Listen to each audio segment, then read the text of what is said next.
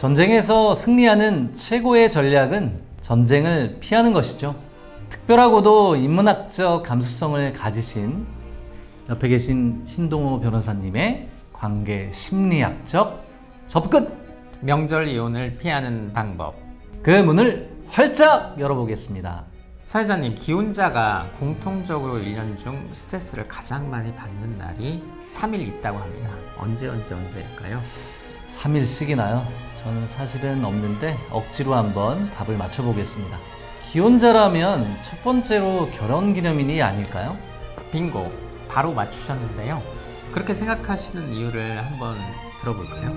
전해들은 이야기가 아니라는 점, 이건 제 이야기라는 점 확실히 밝히면서 이야기하겠습니다. 거꾸로 얘기한 거 아시죠, 시청자 여러분? 네, 그럼요. 우리 민서회장님은 엄청난 애처가라고 소문이 자자하던데요. 아까 정답을 바로 맞추셔서 깜짝 놀랐습니다. 전해들은 이야기라는 점 강조해드립니다. 주위에서 이렇게 이야기하더라고요. 부부가 사이가 좋을 때는 결혼기념일에 재정적인 스트레스가 무척 쌓인다 하고요. 부부가 사이가 나쁠 때에는 재정적인 스트레스는 없는 대신 잊어버리고 싶지만 잊혀지지 않는 심리적인 스트레스가 쌓인다고 합니다. 네, 기혼자 분들이라면 상당히 공감이 가는 이야기가 아닐까 싶습니다. 그럼 나머지 두 날은 언제일까요? 나머지 두 날이요?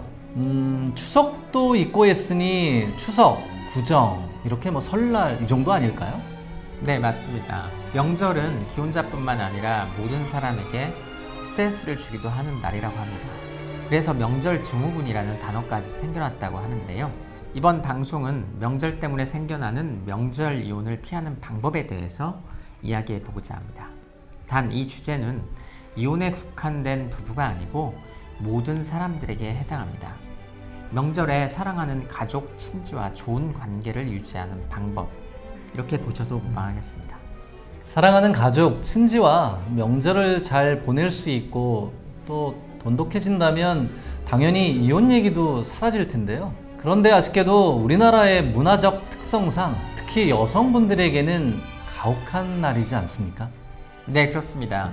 제 개인적인 이야기이긴 하지만 저희 아버님께서는 6남매 중 장남이셨죠. 어머님께서는 맏며느리로서 명절 때마다 수십 명 가족의 음식을 장만하시느라 애쓰시고 명절이 지난 후에는 그 후유증으로 꼭 아프셨던 기억이 납니다. 아, 그러셨군요. 참, 우리 어머님들께서는 가족들을 위해 묵묵히 희생을 감내하셨죠. 이 시대의 모든 어머님들께 감사와 사랑의 말씀을 꼭 전해드리고 싶습니다.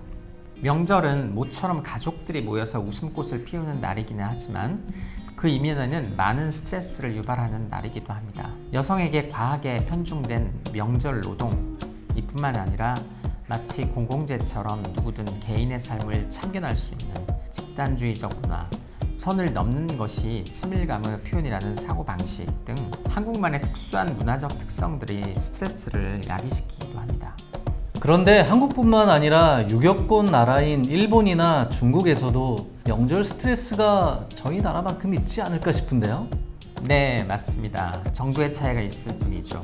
서양권에서도 명절 스트레스는 예외가 아니라고 합니다. 미국에서도 명절 때 가족이 모이면 정치, 종교 문제로 말다툼이 일거나 연애와 결혼 같은 사생활에 대한 코멘트를 받는 것, 요청한 적이 없는데 날아오는 조언 등 비슷한 스트레스를 받는다는 기사가 보도되곤 합니다. 그러면 인류 공통적으로 명절에 가족에 의해 스트레스를 겪게 된다는 이야기인데요. 이런 현상은 과연 왜 일어나는 걸까요? 사회학자들은 조직을 이루어 생활하는 사회적 동물에게 나타나는 생존 본능 때문이라고 이야기합니다. 그런가요? 명절 스트레스가 생존 본능에서 비롯된다라고 말씀하시는데요. 그렇게 깊은 뜻이 있을 줄은. 자, 아직은 잘 이해가 되지 않는데요. 좀 더 부연 설명 부탁드릴까요? 네, 조금 멀리서부터 이야기를 해보겠습니다. 사회적 동물은 생존에 있어서 외부의 적에게 대항하는 것도 중요하지만 내부의 적 또한 만만치 않은 문제입니다. 왜냐하면 가장 무서운 적은 내부에 있는 적이기 때문이죠. 그러다 보니 사람들은 자신이 속한 조직에서 자신과 조직에 이로운 사람을 남겨두고 해로운 사람은 쳐내려는 일종의 생존 본능을 가지고 있습니다. 사회자님도 회사를 운영하시면서 이런 생각을 하실 때가 있죠? 역시 날카로우시는데요. 저도 이런 고민으로 많이 좀 겪어봤는데요. 어떤 조직이든 생존 앞에서 자유로울 수는 없다. 이게 제 소신입니다. 본능적으로 조직에 대한 보호가 최우선 과제이겠죠. 다만 우리 구성원들을 믿고 함께 발전해 나가려고 합니다. 그런데 그걸 저해하는 구성원이라면 변화를 시키든지, 그게 안 되면 안타깝지만 열애를 시켜야 하지 않을까요? 가족 공동체 역시 근본적인 목적은 생존이고 자연스럽게 좋은 알곡을 가려내는 것, 즉 한정된 자원을 효율적으로 배분하는 것이 생존의 중요한 화두입니다. 사람들이 모여있는 조직은 어떤 조직이든 어느 정도 평가와 차별, 제재가 따라다니고 가족도 예외가 아니죠. 그런데 가족은 열애를 시킬 수가 없지 않습니까? 그래서 이런 명절날이나 가족 모임이 있을 때 갈등이 생기는 것은 어쩔 수 없는 필연적 상황이기도 합니다. 갈등이 어쩔 수 없이 생기는 필연이라면 중요한 것은 갈등을 풀어나가는 방법일 텐데요. 그렇습니다. 다행히도 인간은 본능에 따라서만 사는 존재가 아닙니다. 인간 사회는 사회가 발달하면서 조직이 지속되도록 하는 예의와 에티켓, 이런 것들이 생겨났습니다. 그래서 본능적으로 평가하고 잔소리를 하고 싶더라도 사회적 배려와 예의, 성숙함과 너그러움 등을 갖추게 된다면 충분히 자신을 자제할 수 있습니다. 속된 말로 꼰대에서 벗어날 수가 있다는 의미인데요. 가족도 마찬가지입니다. 세상에는 상대방을 위하는 커뮤니케이션을 할 줄 아는 사람이 생각보다 많지 않습니다. 상대방을 위한다고 하지만 사실은 자기만을 위하는 대화 방식을 고수하는 경우가 많습니다. 젊은 시절 명절 때 친척 댁에 방문했던 기억이 나는데요. 촌수가 몇 천인지도 모르는 어르신께서 저희 남매들을 앉혀놓고 대학은 어디로 가야 하고 또 취직은 이렇게 저렇게 해야 한다. 심지어는 이런 여자는 집안에 들이면 안 된다는 이런 요청하지 않는 조언을 하셨던 기억이 나는데요. 여러 학자들의 연구에 의하면 요청하지 않은 조언은 많은 역효과를 낸다고 합니다. 요청하지 않은 조언은 우선 상대방의 자율성과 자기결정권 또는 사생활을 침해한다는 점에서 상대방의 기분을 상하게 만들죠. 여기에 너는 타인의 도움 없이 스스로 해결할 능력이 없다 라는 메시지를 암묵적으로 전하기 때문에 상대방의 자신감과 자존감을 낮추는 등 상처를 주게 됩니다. 즉 그 내용이 아무리 좋다고 하더라도 그 효과는 정반대로 나타나게 된다는 것입니다. 특히 아이들이나 청소년의 경우 외모나 성적에 대한 작은 언급만으로도 자존감이 쭉쭉 떨어지는 현상이 나타납니다. 이게 영향력이 상당한 가까운 가족으로부터 받는 경우라면 본인은 농담으로 건넨 말도 이들에게는 비수로 다가올 가능성이 크다는 점을 특히 유의하셔야겠습니다. 그런데 사람들은 왜 이렇게 오지랖, 이런 걸 오지랖이라고 하잖아요. 왜 오지랖이 큰 언행을 하게 되는 것일까요? 누구나 그래 본 경험이 있을 텐데요. 조언을 하는 쪽이 받는 쪽에 비해서 기분이 좋아지고 자신감과 권력감이 높아진다는 연구 결과가 있습니다. 심리학에서 말하는 권력이란 타인에게 내가 원하는 대로 유무형의 영향력을 미칠 수 있는 힘이라고 정의를 내립니다. 상대방의 행동이나 기분을 바꾸는 것도 권력에 포함됩니다. 내가 어떤 말을 해서 상대방이 반응을 했다면 그게 긍정적이든 부정적이든 내 영향력이 먹혔다는 신호가 되고 따라서 나를 우쭐하게 만드는 효과가 있다는 것입니다. 평소 영향력 있는 사람이 되고 싶다는 욕구가 큰 사람일수록 이런 현상이 더 강하게 나타납니다. 결국 요청을 받지 않았는데 쓴소리를 휘두르는 것은 본인의 우월감을 느끼려고 타인에게 상처를 입히는 이기적인 행위에 가깝다고 볼 수 있습니다.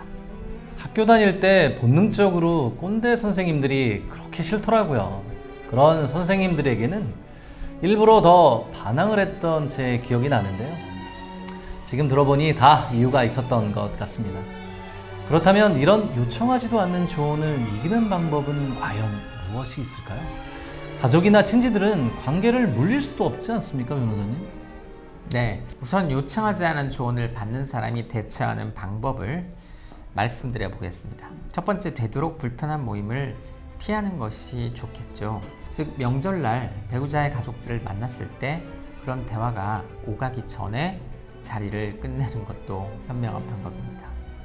두 번째, 만약 그 자리를 끝낼 수 없다면 중간 잠깐 산책을 나가거나 동네 편의점이라도 다녀오면서 혼자만의 시간을 가지도록 하는 것도 좋겠습니다. 즉, 요청하지 않은 조언이 나올 만큼 틈을 주지 않는 것이 포인트가 될 수 있습니다. 세 번째, 어쩔 수 없이 요청하지 않은 잔소리에 마주했을 때, 이게 중요한데요. 만약 할 수 있다면 적극적인 무시를 하는 것도 괜찮습니다. 그런데 적극적인 무시가 쉽지 않은 상대라면 마음속에 이런 태도를 가져야 합니다. 저 사람이 나에게 이런 무례한 이야기를 하는 것은 내 문제가 아니라 바로 저 사람의 문제, 저 사람의 미성숙함 때문이다라고요. 강력하게 자신에게 주문을 걸어야 합니다.